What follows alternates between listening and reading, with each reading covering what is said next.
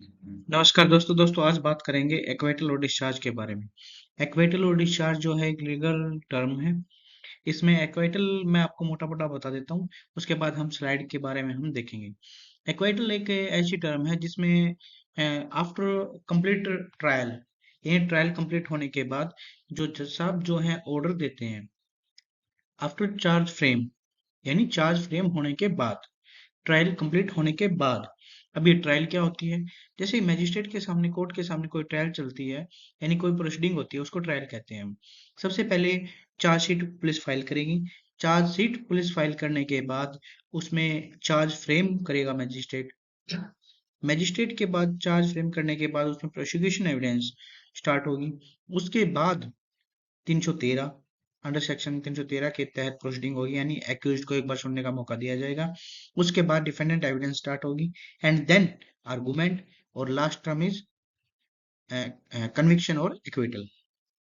ठीक है, ये तो था एक्विटल और कन्विक्शन के बारे में। ठीक है, अब बात करते हैं डिस्चार्ज के बारे में। डिस्चार्ज क्या होता है? डिस्चार्ज जब हम चार्ज की फ्रेम पे आते हैं, यानी पुलिस चार्जशीट फाइल करती है, और जब मैजिस्ट्रेट चार्ज फ्रेम करता है तो मैजिस्ट्रेट को लगता है कि भाई इस पे जो जो ये सेक्शन में पुलिस चार्जशीट लेके आई है, इस पे ये ऑफेंस बनता नहीं, और एक्यूज ने ऑफेंस किया नहीं, उसके पास एविडेंस है, ठीक है, यानी लैक ऑफ एविडेंस है उसमें, तो मैजिस्ट्रेट जो है उसको डिस्चार्ज कर देगा। ठीक है, एक्विटल और डिस्चार्ज का जो डिफरेंस है वो हम अभी इस स्लाइड में बात करेंगे। सबसे पहले, अब मोटा मोटा मैंने आपको बता दिया। अब डेफिनेशन आते हैं एक्विटल की क्या है।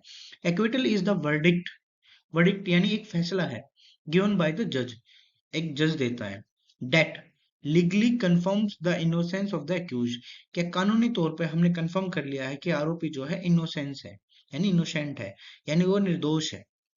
Hence, so it is given when the court finds that the accused has not committed the crime, कि भाई आरोपी ने ये क्राइम नहीं किया है जिनमें चार्ज किया है, चार्ज्ड ऑन हिम, जो चार्ज आरोपी पे लगाया गया है ड्यूरिंग ट्रायल, वो चार्ज आरोपी पे बनता नहीं, और उन चार्ज पे, यानी उन सेक्शंस में आरोपी को ब्री किया जाता है। ये है acquittal. It implies that the prosecutor remained unsuccessful to prove in the court, यानी सरकारी वकील या स्टेट जो है, राजा जो है, फेल हो गया है प्रूव करने में कि भाई आरोपी ने ऑफेंस किया है। ठीक है, the case is beyond a reasonable doubt, और रीजनेबल डाउट के ऊपर इसको एक्विट किया जाता है।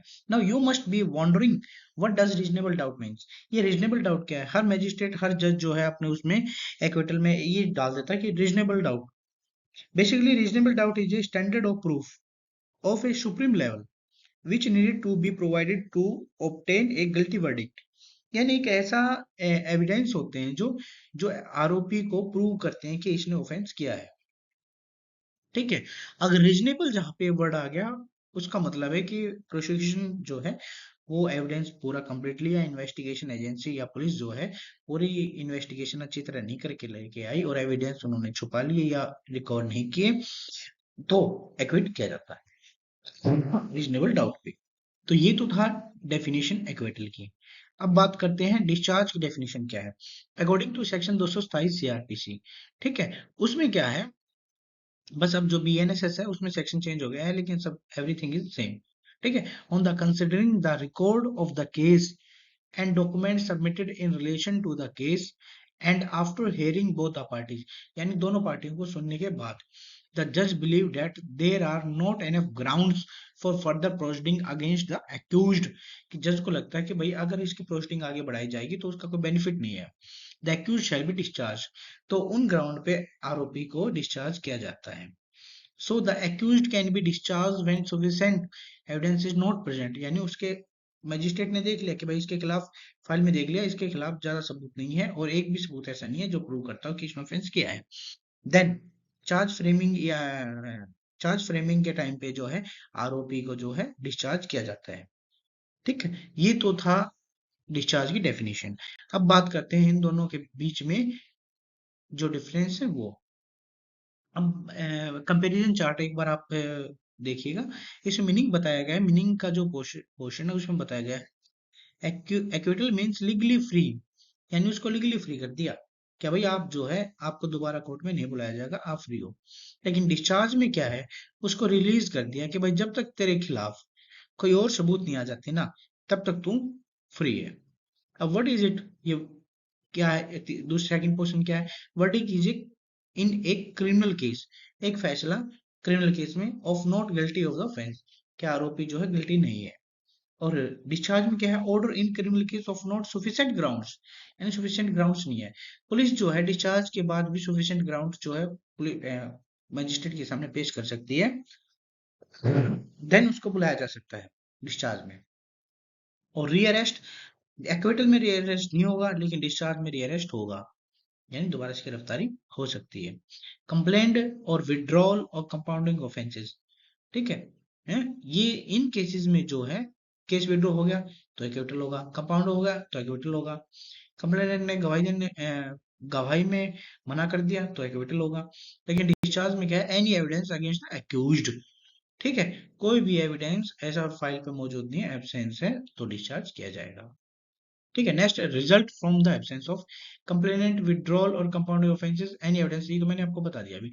चार्ज के regarding a person can be discharge before framing of charge, यानी डिस्चार्ज किया जा सकता है फ्रेमिंग ऑफ चार्ज से पहले। A person can be acquitted only after the framing of charge, लेकिन एक्विटल कब किया जाएगा, चार्ज फ्रेम करने के बाद। Do you understand what I am saying? ठीक है। अब इनोसेंस क्या है, एक्विटल में जो है पूरा उसको इनोसेंस माना जाएगा कि भाई इसने ऑफेंस नहीं किया। लेकिन डिस्चार्ज में क्या है, उसको एक रीजन, एक डाउट की नजर से देखा जाएगा कि भाई हाँ, प्रीमा फेसी आपके खिलाफ नहीं है, लेकिन हो सकता है आपके खिलाफ हो। ठीक है, सेकंड ट्रायल, एक्विटल में जो है सेकंड ट्रायल नहीं होगी, और जो डिस्चार्ज है उसमें सेकंड ट्रायल जो है स्टार्ट हो सकती है। ठीक है दोस्तों, अगर आपको ये वीडियो पसंद आई है तो सब्सक्राइब चैनल को जरूर कर लें और वीडियो को लाइक करें। ऐसी वीडियो जानने के लिए मेरे चैनल पर बने रहें। मिलते हैं नेक्स्ट वीडियो में। जय हिंद, जय भारत।